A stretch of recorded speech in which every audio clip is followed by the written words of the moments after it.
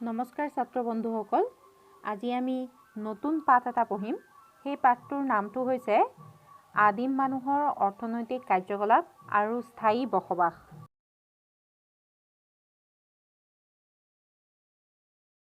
আমি আগৰ পাঠত পাইছোঁ কেনেকৈ আদিম মানুহে চিকাৰ কৰি জীৱন নিৰ্বাহ কৰিছিল।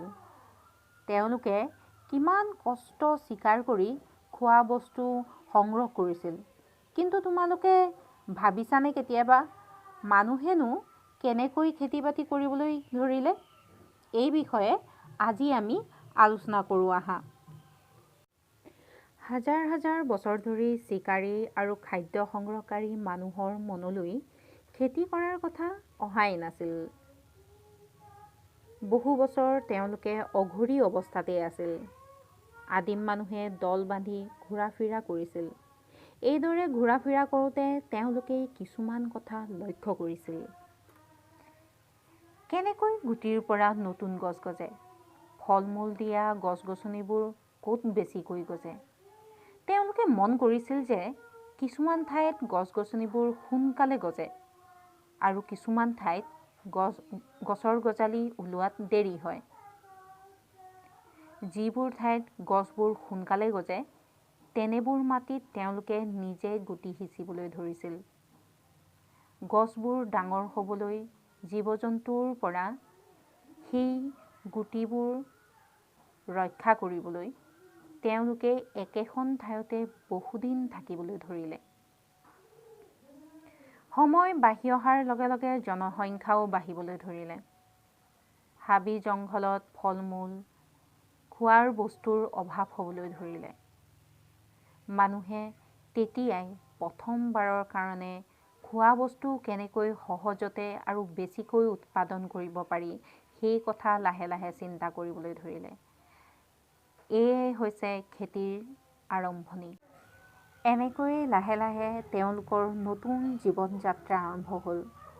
ডাঙৰ ডাঙৰ গছ গছনি কাটি নভাঙনি মাটিত মানুহে সময়ত খেতি বাতি কৰিবলৈ লৈছিল। তেনে খেতি বাতি নিৰাপদে ৰখাৰ বাবে খেতি মাটিৰ কাষতে মানুহ নিগাজিকৈ থাকিবলৈ লৈছিল। গুটিৰ গজালি ওলোৱাৰ পৰা গছ গছনি ডাঙৰ হোৱালৈকে বহুদিন লাগে। খেতি আৰম্ভ কৰাৰ লগে লগে খেতি মাটিত পানী যোগান ধৰাৰ আদিৰো প্ৰয়োজন আছে। খেতি মাটিৰ শস্য যাতে চৰাই চিৰিকটি জীৱ জন্তু আদিয়ে শস্য খেতিপথাৰ নষ্ট কৰিব নোৱাৰে তাৰ কাৰণে মানুহে খেতিৰ কাষতে থাকিবলৈ চিন্তা কৰিলে।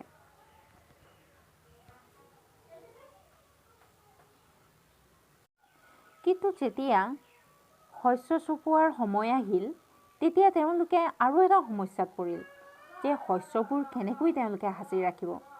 সেই কথা চিন্তা কৰিয়েই তেওঁলোকে ডাঙৰ ডাঙৰ মাটিৰ পাত্ৰ বা গছ বনৰ ঘাঁহনিৰে আদি খৰাহী বনাবলৈ ধৰিলে। এনেদৰে লাহে লাহে আদিম মানুহ এদিন কৃষক হৈ পৰিল। পৰিস্থিতি ভেদে আৰু ভৌগোলিক তাৰতম্য অনুসৰি মানুহৰ জীৱন যাত্ৰাৰ প্ৰণালী লাহে লাহে পৰিৱৰ্তন হ'বলৈ ধৰিলে। আমি আগৰ পাঠত পাইছোঁ চিকাৰী আৰু খাদ্য সংগ্ৰহকাৰী মানুহে প্ৰথমে কেনেধৰণৰ শিলৰ অস্ত্ৰ ব্যৱহাৰ কৰিছিল। খেতি কৰিবলৈও তেওঁলোকে প্ৰথমতে শিলেৰে নিৰ্মিত কুঠাৰৰ দৰে অস্ত্ৰই ব্যৱহাৰ কৰিছিল। কোমল মাটি খান্দিবলৈ এনেবোৰ অস্ত্ৰই তেওঁলোকক সহায় কৰিছিল। কিন্তু লাহে লাহে তেওঁলোকে ভাবিবলৈ ধৰিলে শিলৰ বাহিৰেও আন কিবা সঁজুলিৰ জৰিয়তে তেওঁলোকে খেতি কৰিব পাৰে নেকি। তেওঁলোকৰ মনলৈ জীৱ জন্তুৰ হাড় দাঁত গছৰ কাঠ আদিৰ দ্বাৰা সঁজুলি নিৰ্মাণৰ কথা চিন্তা কৰিলে আৰু লাহে লাহে তেওঁলোকে এনেবোৰ সামগ্ৰীৰ জৰিয়তে বিভিন্ন ধৰণৰ আহিলা বনাই খেতিৰ উপযোগী কৰি তৈয়াৰ কৰি লৈছিল।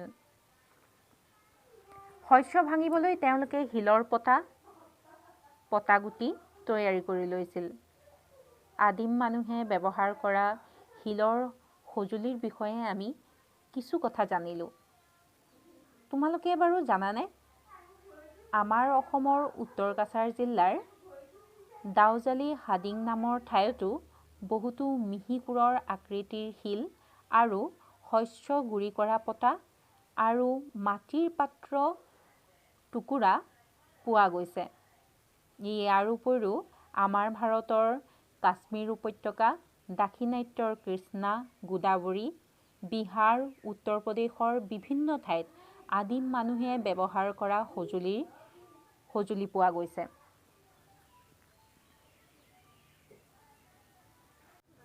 আজিৰ পাঠ ইমানতে সমাপ্ত কৰিলোঁ। ধন্যবাদ।